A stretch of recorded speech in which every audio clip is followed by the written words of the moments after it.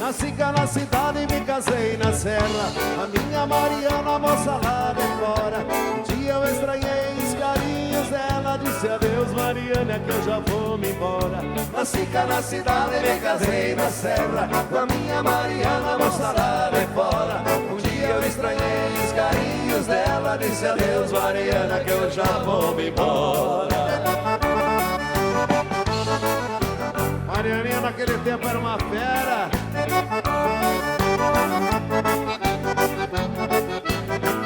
É gaúcha de verdade, é de quatro costados. Usa chapéu grande, bombacha e espora. E eu que estava vendo o caso complicado, disse adeus Mariana que eu já vou me embora. É gaúcha de verdade, é de quatro costados. Usa chapéu grande, bombacha e espora. E eu que estava vendo o caso complicado, disse adeus Mariana que eu já vou me embora.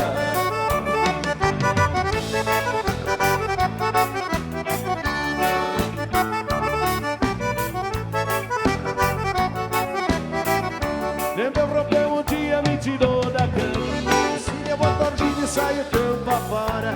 E eu fiquei zangado e saí dizendo adeus Mariana que eu já vou me embora. Lembro europeu um dia me tirou da cama. E se levou tordinho e saiu campo afora. E eu fiquei zangado e saí dizendo adeus Mariana que eu já vou me embora. Mariana é mulher de bigode. Mulher de bigode nem o diabo pode. Ela não disse nada, mas ficou cismando. E era dessa vez que eu daria o fora. Pegou numa açougueira, veio contra mim. Eu disse, larga Mariana que eu não vou me embora. Ela não disse nada, mas ficou cismando.